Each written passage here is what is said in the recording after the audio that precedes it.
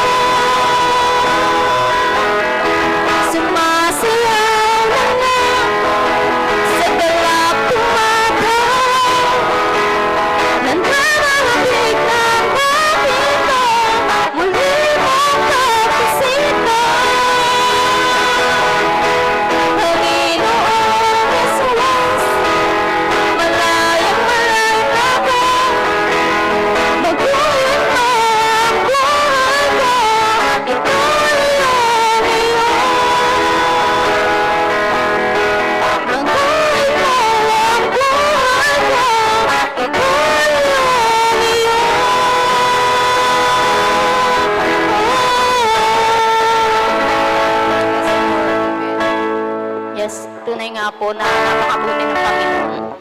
Salamat po sa araw na ito.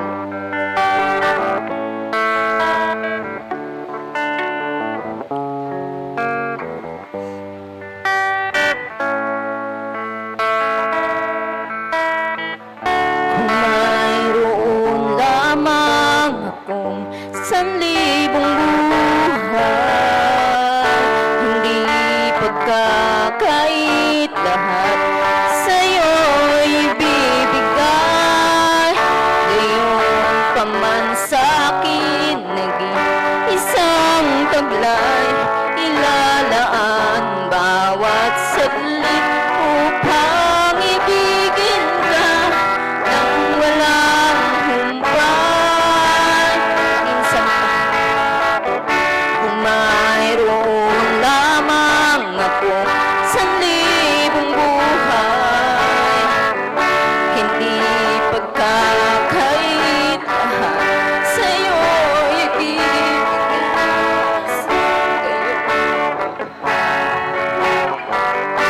Isang tagla, ilalaan bawat saglit upang ibigin ka nang walang humpay. Tulad ng dagat na hindi nababagal sa isang buhay sa'yo magmamahal sa habang panahon. Natatanging kailanman kung ikaw ay sambahin. Wagas na pagsintay iyong dinggin, halagip ng awitin.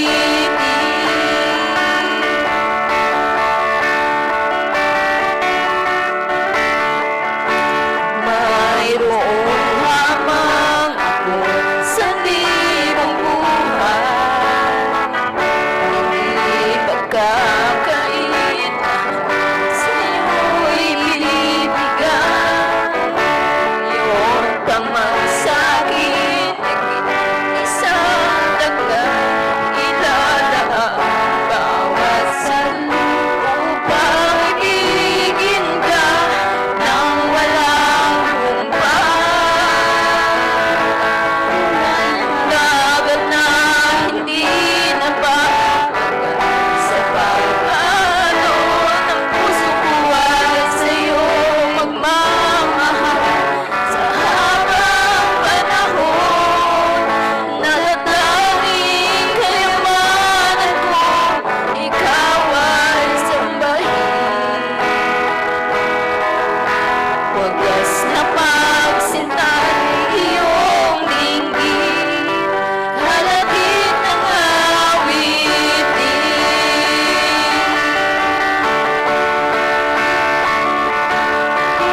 Dagat na hindi nababagal sa pag-alon ng puso ko ay sa'yo magmamahal sa habang panahon. Natatanging kayamanan ko, ikaw ay sambahin.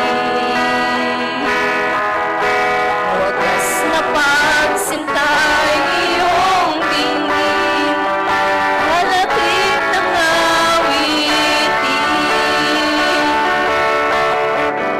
Sa pagsintay iyong dinggin, halagip ng awitin. Lord, maraming salamat po sa pagkakataon na binigay niyo po sa matawad po sa mga pagkakasala na aming nagagawa. Linisin niyo po kami, Ama. Marami po kaming pagkakasala na nagagawa, Panginoon, pero lagi po kayong nandyan sa tabi namin. Hindi niyo po kami iniiwan sa bawat pagsubok na aming nararanasan. Maraming salamat po sa kalakasan, sa pag-iingat niyo po sa amin, sa pag-ibig niyo po na walang hanggan, sa pagpapatawad po sa aming mga pagkakasala. Maraming salamat po, Ama. Sa iyo po ang pinakamataas na papuri sa pangalan ni Jesus.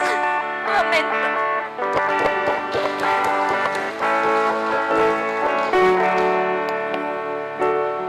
Purihin po natin ang Panginoon. Matatili po tayo sa ating pagkakatayo para po sa awit prosesyonal.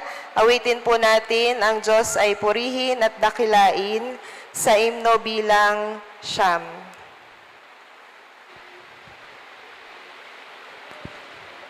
Ang Diyos ay purihin at dakilain, pag-ibig sa atin di nagmamaliw. Tayo'y tinubos dahil sa pagiliw, upang ang luwalhati ay ating kamtin. Purihin, purihin, ang Diyos ay purihin. Purihin, purihin, ng buong pagiliw. Ang Diyos ay lapitan at luwalhatiin, laging sambahin, papurihan natin. Sa dugong nagos sa Kalbaryo, patawad ng Diyos na kamtan ng tao. Huwag nang magpaliban, lapit kay Kristo. Luwalhati ng langit ay matatamo. Purihin, purihin, ang Diyos ay purihin. Purihin, purihin, ng buong pagiliw. Ang Diyos ay lapitan at luwalhatiin, laging sambahin, papurihan natin. Tunay na biyaya'y ating natanggap, kay Kristo na ating tagapagligtas. Lalong pagpapala ang namamalas sa langit na ating pinapangarap. Purihin, purihin, ang Diyos ay purihin. Purihin, purihin, ng buong pagiliw. Ang Diyos ay lapitan at luwalhatiin, laging sambahin, papurihan natin. Tayo po ay manalangin. Opo aming Diyos, tunay po na nagpupuri at nagpapasalamat po kami sa gabing ito. Salamat Panginoon sa pribilehiyo na minsan pa ikaw ay aming masamba at mapasalamatan sa gabing ito. Nagpapasalamat kami, Panginoon, sa napakagandang araw na ito na ipinagkaloob mo sa amin, sapagkat sa gabing ito ay muli po kaming magbubulay-bulay ng iyong mga salita. Mangusap ka po sa amin, Panginoon. Magsalita ka po sa amin sa pamamagitan ng anak mo na siyang maghahayag ng iyong mga salita sa gabing ito. At kami po na makikinig, Panginoon, patuloy po na ibukas niyo po ang aming mga puso, ang aming mga isip sa pakikinig ng iyong banal na salita. Maraming salamat, Panginoon. Pangunahan niyo po kami ng iyong banal na Espiritu sa aming pong pagsamba. Salamat po sa pangalan ni Jesus. Amen. Awitin po natin ang tugong awit. Pakinggan, O Diyos, ang ibig namin, kapayapaan mo'y nasang tanggapin. Amen. Makakaupo na po ang bawat isa. Muli po ay isang mapagpalang gabi po sa bawat isa po sa atin. God is good. All the time, God is good. Tunay po na mabuti po ang Diyos sapagkat nakikita ko po na marami po tayo sa gabing ito at ang puso ko po ay labis na nagagalak. Palakpakan nga po natin ang Panginoon sa gabing ito sapagkat tunay po na mabuti ang Panginoon sa bawat isa po sa atin. Bahagi po ng ating pagsamba sa gabing ito ay ang pagbabahagi po ng mga patotoo. Kung sino po yung may nais po na ipagpasalamat, ay naaniyahan po dito po sa dakong unahan.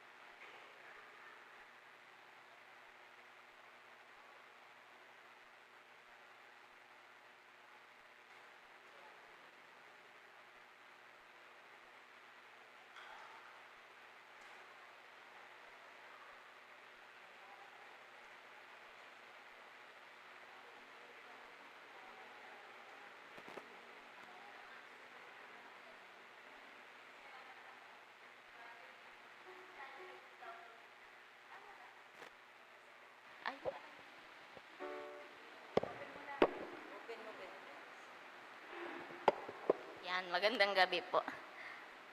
Ano nga po ba isi-share? Ano po, isi-share ko lang po na sa mga kabutihan po ng Panginoon sa buhay ko. Ayoko po mag-isa, naiiyak. Masyadong mababa po yung emotional ko. Alam niyo po yung sobrang dami ko pong pagkukulang sa Panginoon. Kasi madalas po, may mga gawain, hindi po talaga ako nakaka-attend. Pag naglilingkod ka po pala, pag merong mga gawain na gano'n, parang, tas hindi ka nakapunta yung puso mo, guilty ka.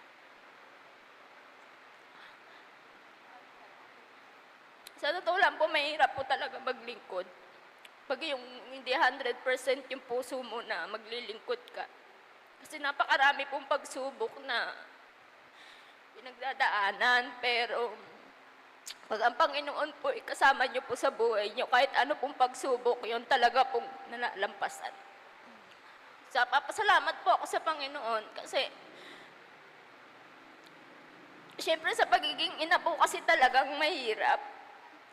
Lalo pag kagaya ko 4 yung anak ko sa pasukan. Pero nagpapasalamat po ako sa Panginoon talaga kasi napakarami ko pong pagkukulang sa Kanya, pero yung blessing po talaga niya. Alam niyo po yung hindi ko pa hinihingi pero binibigay na niya sa akin. Kaya pag may mga pagkakataon po na sinasabihan po ako dito sa church, hindi po ako talaga tumatanggi. Kasi mahirap po tanggayin ng Panginoon na nagigilty po ako kasi gabi-gabi po humihiling ako sa Kanya. Tapos pag siya po yung natatanggihan, madalas po talaga natatanggihan ko siya. Kaya, yun nga po sabi ko, kung meron po mga pagkakataon na ipagkakaloob sa akin, pipilitin ko po na makatugon kasi para po makabawi ako. Sobrang buti po talaga ng Panginoon sa buhay namin. Simula po nung naglingkod ako sa Panginoon, sobra po yung pagbabago. Nakikita ko po talaga. Sa mga hinihiling ko po, hindi naman po biglaan, pero nakikita ko pa unti-unti po talaga. Kaya nagpapasalamat po ako na kuminsan po talaga minsan na parang umano po sa isip ko na huminto na lang kasi marami po akong pagsubok na Pero pag nakikita ko po yung mga blessing na binibigay niya po sa buhay namin.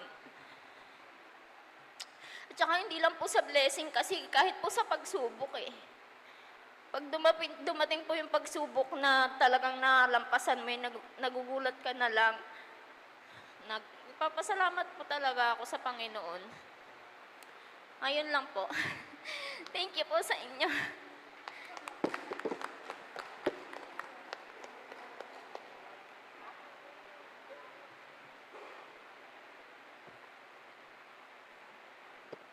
Isang magandang at pagpapalang gabi ngayong araw na ito. Ang aking pagpapasalamat ay hindi po sa aking sarili, sapagkat normal lang ang buhay. Kung mayroong problema ay madaling nagulutas. Ang aking pinagpapasalamat sa Panginoon ay yung naging bagong anyo ng ating pananampalataya sa mag-isang usapa. Una, ang ating misyon matungaw ay hindi nanatiling stagnant, hindi nanatiling passive, kundi iti nagkaroon ng pagbabago. Sapagkat napakaganda ang timing ng pag-awain na tayo lumaki ang ating iglesia o sambahan, pananasambahan, at ngayon ay nababago ang pananaw ng ating mga kapatid sa dako ng matungaw. At doon po ako ay nagpapasalamat sa Panginoon sapagkat hindi pinahintulot ng Diyos, hindi mabago ang kanyang mga nasasakupan. Napakaligaya at kahanga-hanga po tayong mga magkakapatid ay nagkakatulungan sa mga gawain katulad nito. Dati-dati ay ang ating prayer meeting ay kokonti ang dalo sa kadahilan ng parang tayo ay pinupuwersa. Kasi pagka wala kang patotoo,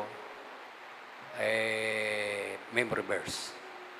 Ang katwiran ng iba, kahit tanda-tanda ako na ngayon pa ako mag-memory verse. Kaya nagiging hadlang para hindi pumunta sa dakong ito. Pero ang sinasabi ng banal na kasulatan, tayo manalangin lagi. Na talagang kahit na po nakaupo kayo dyan, manalangin tayo, prayer meeting din po yun. Salamat sa Panginoon at nabago ang mukha ng ating prayer meeting. Kasi po kumisan ay nagiging sagabal, yung tatayo ka, mananalangin ka, ikaw naman na bagong mananampalataya, pinag-aaralan mo pa ang mood mo sa pananalangin. Meron pong hindi nakakapanalangin sa karamihan ng tao na nanagiging dahilan upang tayo ay hindi magpunta sa prayer meeting. Pero malaya tayo ngayon na tayo mananalangin na isa-isa. Pero sana sa panalangin isa-isa, maging taimtim ang ating pananalangin. Yan po ang aking pinagpapasalamat sa Panginoon sa ating iglesia. Salamat sa Diyos sapagkat panapanahon lang. Meron nagkataon na sa panahong ito ay dumadami ang ating mga kapatid na tumutukon sa panawagan ng prayer meeting, sa panawagan ng mga gawain sa iglesia. Sa mga Bible study, dati-dati wala ang kalalakihan, ngayon ay meron na. Salamat sa Panginoon at dinako ang ating masipag na pastor. Hindi nga lang po ako nakapunta ng nakaraang 2 Martes kasi nga po, 7 araw kaming wala, nilanggam yung TV namin. Nung pupuntahan namin, wala nang pag-asa. Kaya nasira, napunta lang ako sa junk. May tinatago pa lang ang miss ko na, nakakaya sa lolo mo, yun lang ang libangan, hindi pa, wala pa. Kaya bibili kami ng mas malaki doon sa nasira. Salamat sa Panginoon. At maraming bagay na ipagpapasalamat sa Panginoon, lalo higit dito sa ating iglesia. Kaya po ngayon nga, Pastor, medyo natututo kami ng style ninyong dalawa kung paano kami magdi-deliver ng mga salita. Na doon nakikita ko po na ang talagang itinataas lagi sa inyong sermon ay ang ating Panginoon. Kaya nga kung minsan, sabi ng aking anak noon, diyan naman ika sa iimilip Ang iimilip ang itinataas Sabi ko, ka nagkakamali. Ang iimilip ginagamit para itaas ang ating Panginoon. Kaya mga kapatid, anuman na kayo magsasalita, lagi ang pagpapasalamat ay sa Panginoong Jesucristo. Lagi ang Panginoon ang ating itataas upang tayo ay bigyan ng pagpapala na ating Panginoon. Kaya napakaraming salamat po sa kasaysayan ng ating prayer meeting. Ngayon lang po naganap ang ganitong karami ng mga attendees. At marahil, kampanya pa natin na ang gawain ng Panginoon ay huwag nating kaliligtaan. Lalo higit doon sa malalapit. Hindi po ba? Nakakaya yung padaig pa tayo kay Mari, nasa ibayong dagat, nakakarating dito. Mari? Salamat sa iyo, present. Yun lamang po at isang magandang gabi sa atin lahat.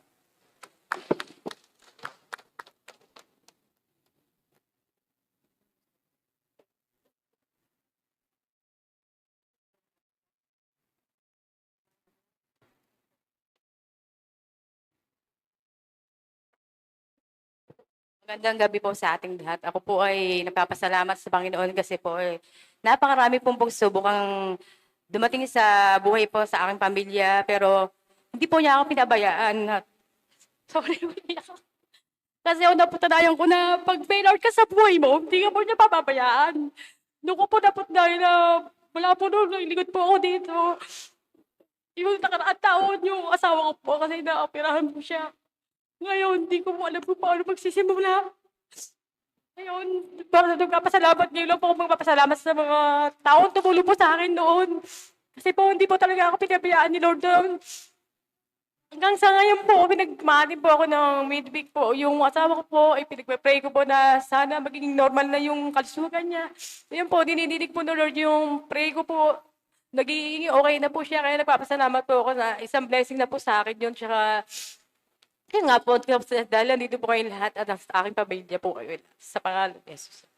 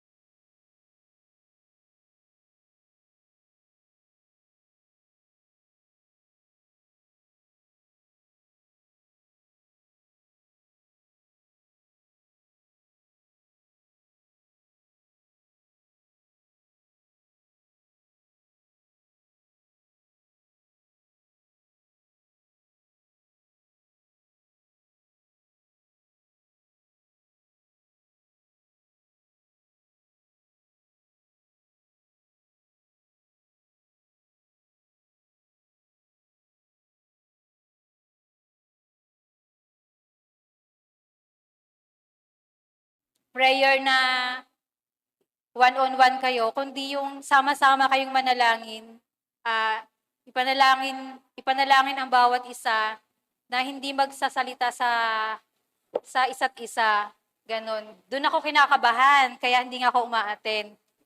Pero sa pagkakataong ito, napakalaking blessing sa akin na naka-attend ako sa unang pagkakataon. Parang unang pagkakataon ulit. Yun lang naman, ayokong umiyak eh. Sa mga susunod, yun baka umiyak na ako. Thank you po.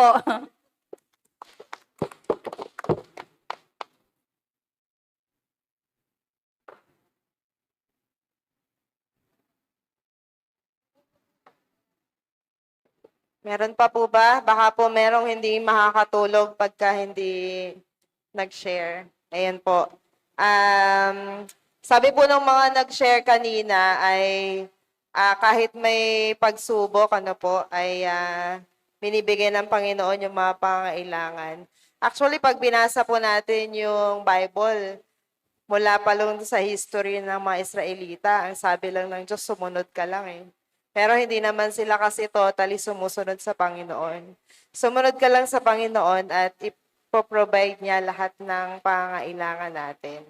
Ayan po. Sa mga nagpatotoo po, ay purihin po natin ang Panginoon sa inyo pong mga ibinahagi sa gabing ito.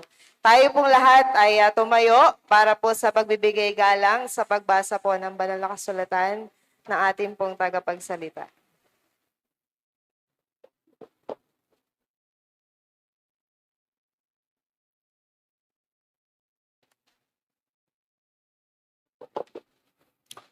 Ang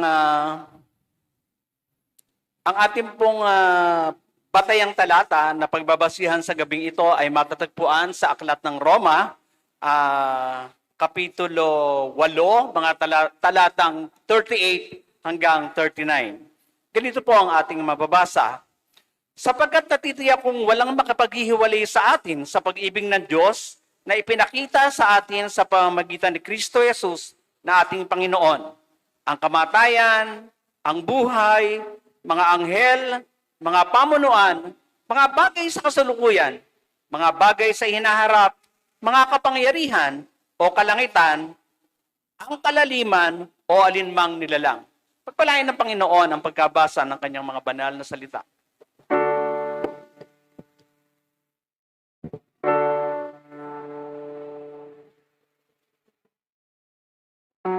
Pagkain, kaya ng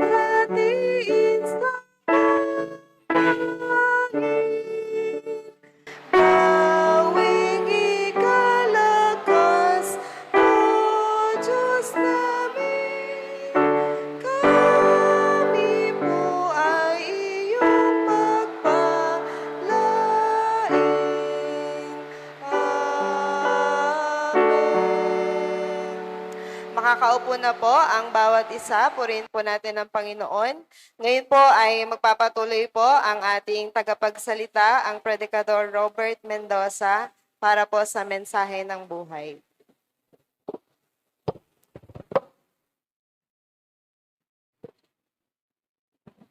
Magandang gabi ho sa bawat isa sa atin. Tama ho yung sabi ni Jenny na pag pala nakatayo dito sa harap ay kinakabahan. Matagal na ho kasi kung hindi natatayo dito, kaya pati ako kinakabahan na din, naawa yata ako sa iyo.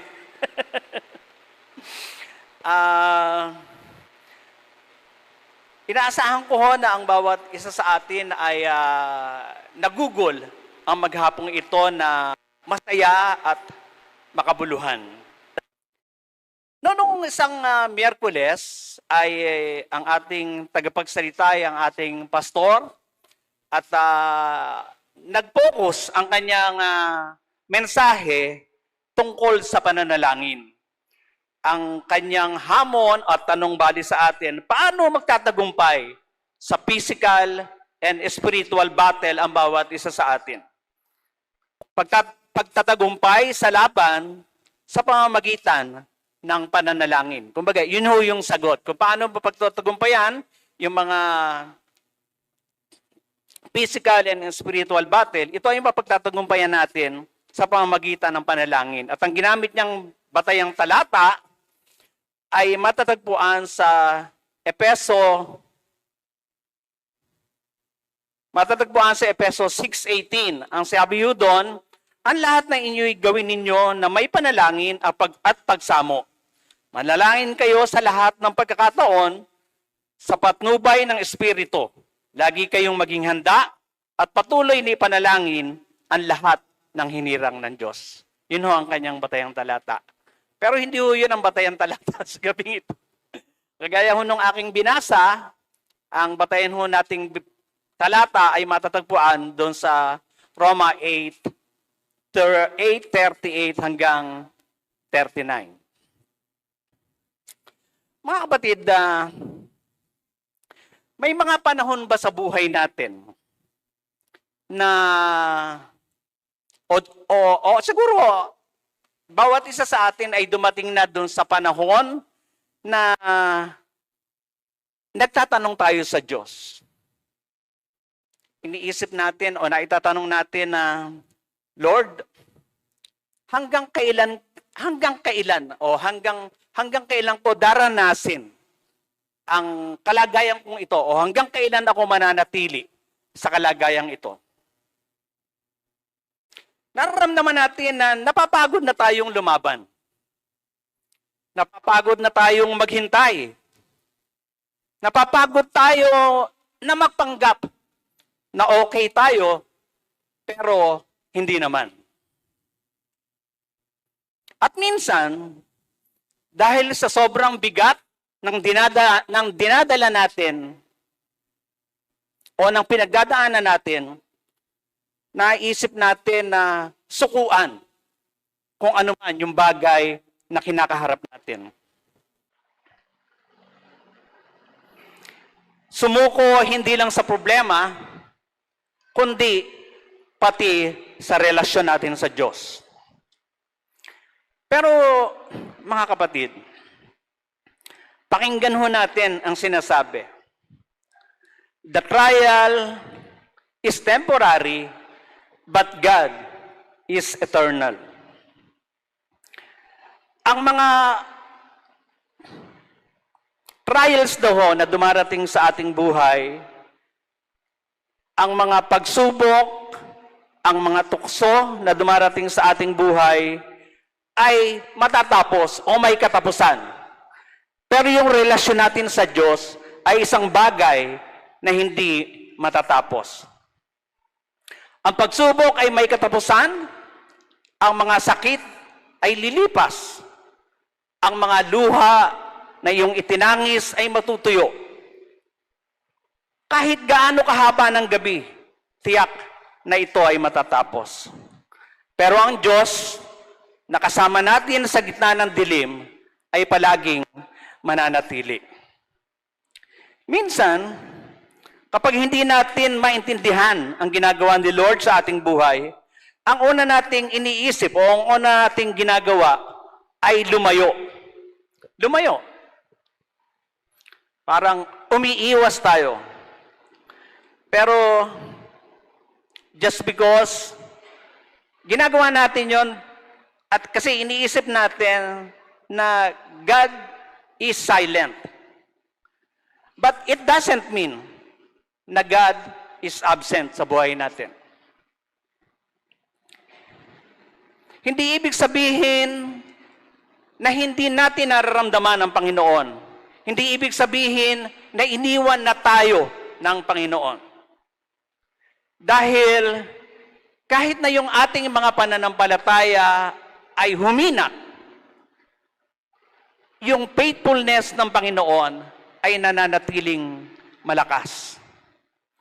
Kaya huwag nating hayaan na yung mga temporary pain, yung mga temporary na sakit nating nararamdaman ay sirain ang ating eternal relationship with God. Kung tayo ay pagod na, may pagkakataon tayong magpahinga. Pero huwag tayong bibitaw. Kapag dumating tayo sa mga panahon na tayo ay umiiyak, iiyak daw natin kung ano ang problema at kung iyon ang makakagaan sa iyong loob. Pero huwag tayong lalayo. Kung namarating sa buhay natin na marami tayong tanong, sabihin natin sa Kanya o sabihin natin, itanong natin sa Panginoon. Pero huwag nating isara ang ating mga puso sa Kanya.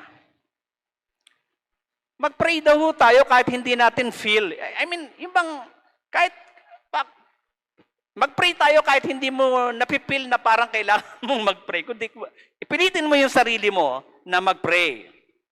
Mag-worship tayo kahit, kung minsan, di ba, parang wala ka sa mood na mag-worship. Pero mag-worship daw tayo kahit mabigat. At ipakita natin yung ating trust kahit hindi mo ito maintindihan. Hold on kahit nanginginig ang ating mga kamay. Dahil darating ang araw na lilingon ka sa panahon na ito na masasabi mo, Lord, akala ko hindi ko kakayanin ang mga problemang ito o ang pagharap sa mga pagsubok na ito. Pero salamat dahil hindi mo ako iniwan.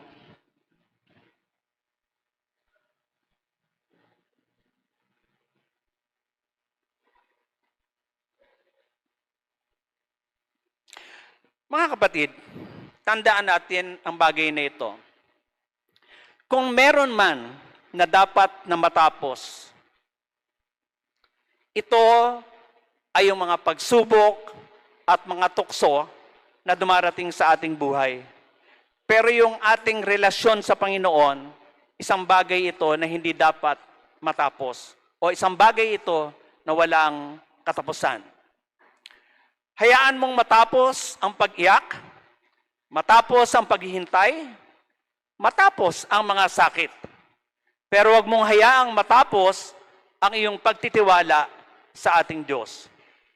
Dahil sabi ko nga kanina, ang bagyo ay lilipas, pero ang Diyos na kasama natin sa pagharap sa bagyo ng buhay ay mananatili magpakailanman. Sabi ho doon sa aking binasa kanina, walang makipaghihiwalay sa atin sa pag-ibig ng Diyos na ipinakita sa atin sa pamamagitan ni Kristo. Ni Kristo Jesus na ating Panginoon. Ang kamatayan, ang buhay, ang mga anghel, mga pamunuan, mga bagay sa kasulukuyan, mga bagay sa hinaharap, mga kapangyarihan, ang kalangitan at ang kalaliman. Gusto kong bigyang pansin dito o gustong ipaliwanag sa atin ni Pablo sa kanyang sulat sa mga taga-Korinto na ang pag-ibig ng Diyos sa bawat isa sa atin ay 100%. Hindi, hindi, pag, sa kanyang pag-analyze ay hindi baka lang, hindi baka 100% o hindi baka 80%. At o hindi niya sinabing baka 80% lang o baka 100%. Kundi sinabi niya, sure, nakakasiguro siya na 100% ang pag-ibig ng Diyos sa bawat isa sa atin. At ang pag-ibig ng Diyos sa bawat isa sa atin ay isang bagay na hindi kinakalawang, hindi nauubos, hindi nagbabago, kahit anong mangyari. Para lang ho itong mag-ama, na halimbawa, yung tatay ay kinakausap yung anak. Ang sabi nung tatay sa anak, anak, kahit anong maging pagkakamali mo sa buhay, kahit ano ang kasapitan mo sa iyong buhay, ay open ang aming tahanan, ang aking tahanan o ang ating tahanan para ikaw ay bumalik dito sa atin. Hindi kita iiwan, hindi kita pababayaan. Ganon din daw ho ang Diyos sa atin. At mas matibay pa doon. Alam naman ho natin, at madalas nang nasasabi sa atin, yung istorya ng bughang anak. Parang ganon ho ang ibig nating sabihin.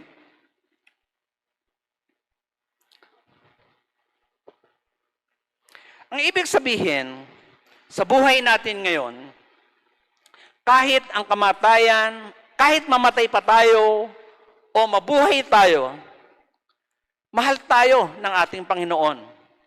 Pagmamahal na walang expiry date. Pag-ibig na walang expiration. Kahit anong spiritual na atake, maging atake ito ng sumpa o curse, hindi yan mas makapangyarihan sa pag-ibig ng Diyos sa atin. Yung problema mo ngayon, plus yung mga inaalala natin sa kinabukasan, lahat yon hindi sapat para putulin ang pagmamahal ni Lord sa bawat isa sa atin. Kahit saang lugar pa tayo papunta, kung tayo ay nasa taas, o kung tayo nasa taas ka ng tagumpay, o nasa ilalim tayo ng depresyon, stress, at anxiety, aabot pa rin ang pag-ibig ng Diyos sa bawat isa sa atin. Kahit na tayo, ang feeling natin, hindi tayo karapat-dapat. Feeling natin na napakalaki ng nagawa nating kasalanan. Pero wala kang magagawa para makancel ang pag-ibig ng Diyos sa bawat isa sa atin. Mga kapatid, sa mga talatang aking binasa, ipinauunawa lamang sa atin ng mga talata kung gaano kalawak, gaano kahaba, gaano kalalim ang pag-ibig ng Diyos sa bawat isa. Gaano nga ba kalawak? Lahat ay kasama sa pag-ibig na ito. Walang pinili, walang pinipili. Sabi nga natin sa pag-aaral namin kahapon sa aming Bible study, hindi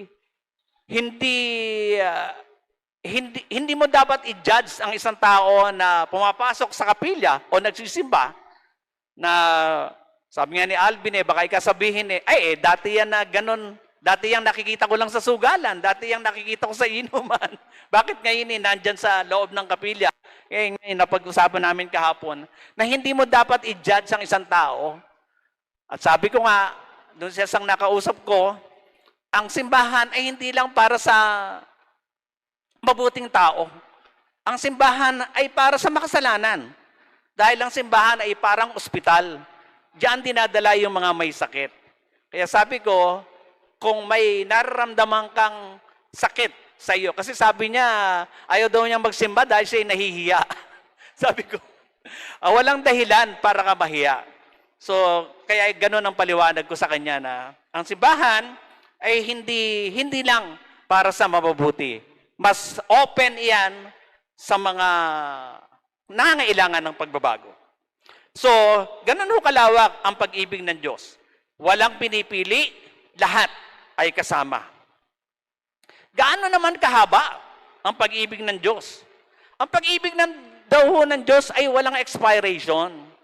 Hindi kagaya ng mga delata o iba pang mga pagkain na within 2 years ay nag-expire. Pero ang pag-ibig ho ng Diyos ay walang expiration. Gaano naman ho kataas ang pag-ibig ng Diyos sa bawat isa sa atin? Walang problema na mas mataas pa kaysa sa Kanya. Kaya di tayo dapat pinanghihinaan ng ating mga loob. Ang pag-ibig ng Diyos ay napakalalim. Umaabot ito hanggang sa pinaka-lowest point ng ating mga buhay. Ganon, ng ating lowest point ng buhay natin. Ganoon ang pag-ibig ng Diyos. Sabi ko doon sa verse 19, di natin kailangang intindihin muna bago maranasan. Ang pag-ibig daw ng Diyos, hindi natin kailangang intindihin muna bago natin maranasan. Dahil para itong hangin, hindi mo nakikita, pero nararamdaman. Ganyan ang pag-ibig ng Diyos. At kapag naramdaman na natin iyan, mapupuspos tayo, mapupuno tayo. Hindi na tayo mangangailangan ng validation sa mundo kasi kumpleto ka na sa pag-ibig ng Diyos. Kaya't sa bawat pagsubok, sa bawat tukso, sa bawat kalungkutan na dumarating sa bawat isa sa atin, sa mga panahong pakiramdam natin ay nag-iisa lamang tayo. Walang karamay. Ang dapat lamang natin gawin ay alalahanin natin ang pag-ibig ng Diyos. Kumapit tayo sa Kanya sapagkat handa siyang magbigay ng solusyon sa mga problema at handa siyang magbigay ng solusyon, mga pamamaraan sa paglutas ng ating mga suliranin. Handa siyang magbigay ng kaaliban sa bawat isa sa atin. Ang kinakailangan lamang natin ay pagtiwalaan siya. Tandaan ng bawat isa sa atin, ang pagsubok at tukso ay may katapusan. Ngunit, ang relasyon at pag-ibig ng Diyos sa atin ay walang katapusan. Magandang gabi po at maraming salamat pong muli sa inyong lahat.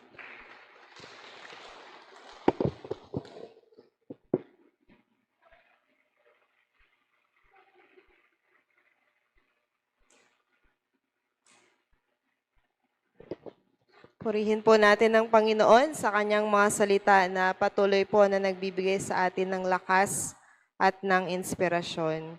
Ang paglikom po ng ating mga handog ng kapatid na Elisa Marquez.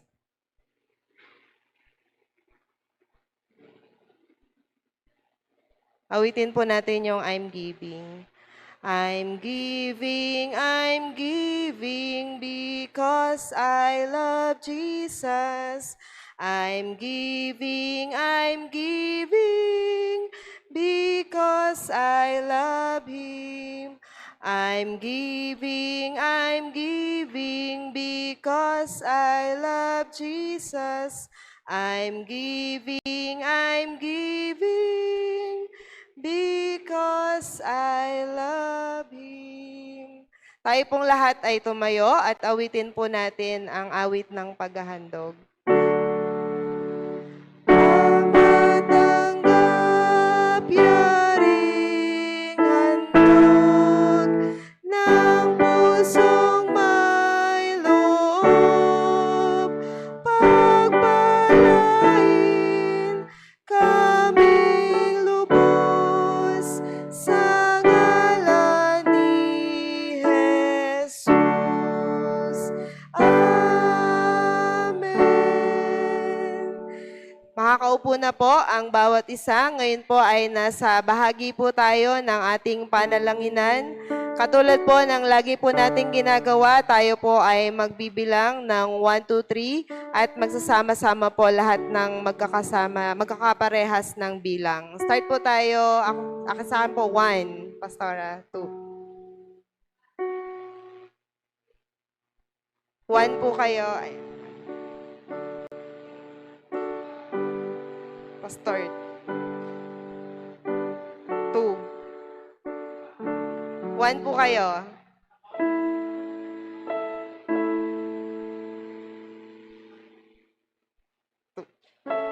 Si Paul ay 3, tapos ay 2, 3 ka.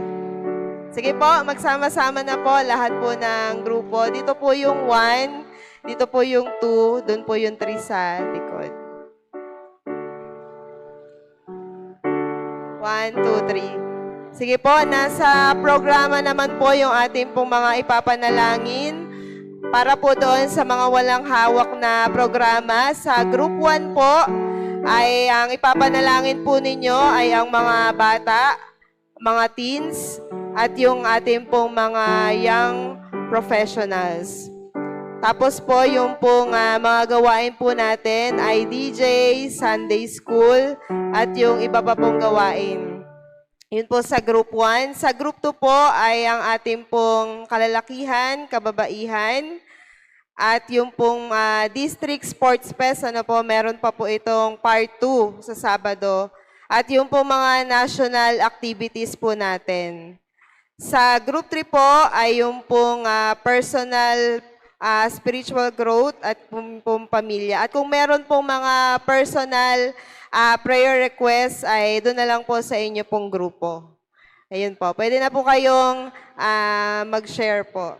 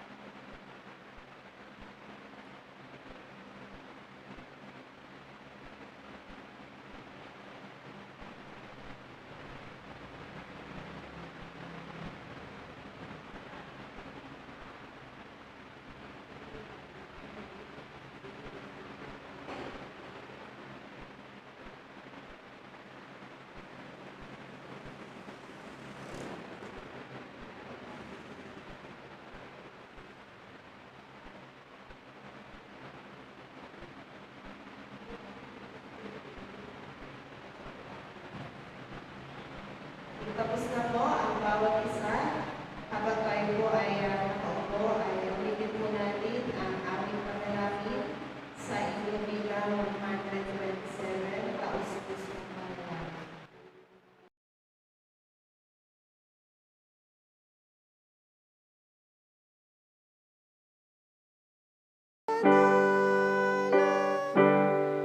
Sa Diyos lubhang mahamagin, ay siya nating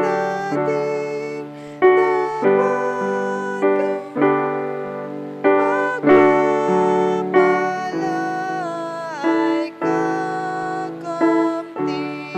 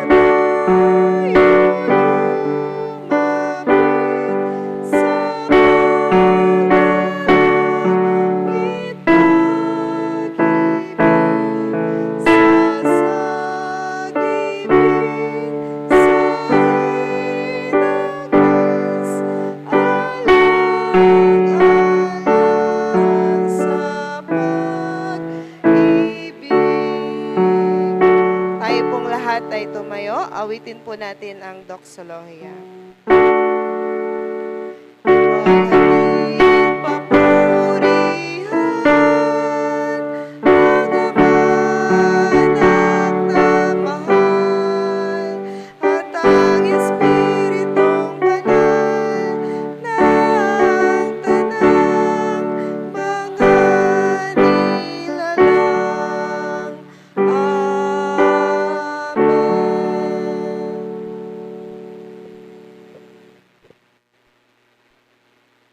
Matapos po naming mapakinggan, Panginoon, ang inyo pong banal na salita at maidulog sa panalangin ang lahat ng aming mga kahilingan, aming Diyos. Kami po ay panatag na uuwi sa aming mga tahanan, taglay ang pag-asa at katiyakan aming Diyos na kami ay sasamahan mo sa aming pong pag-uwi, sa aming pagpapahinga at sa panibagong araw bukas sa aming pagtatrabaho at paglalakbay. Nagtitiwala kami, aming Diyos, ng lahat ng aming idinulog sa inyo sa panalangin ay inyong tutugunin. Ganon din sa pag-asa ng aming napakinggan na banal na salita mo ay patuloy na magbibigay lakas sa amin. Kaya naman sa pag-uwi ng bawat isa, ang inyong mayamang basbas at pagpapala ay inyo pong ipagkaloob sa pamagitan ng inyo pong abang alipin. At ngayon mga kapatid, sumainyo ang masaganang pagpapala ng ating Diyos Amang nasa langit, ang patuloy na pagliligtas ng kanyang anak na si Kristo Jesus, ang tanglaw kaaliwan ng diwang banal ay patuloy nating maranasan ngayon at magpakailanman. Amen. Amen.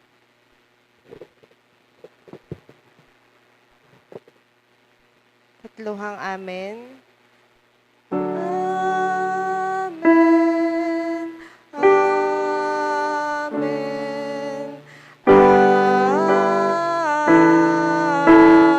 Amen. Sa pangwakas na awit po, awitin po natin ang himno bilang 14 sa aming pagwawakas.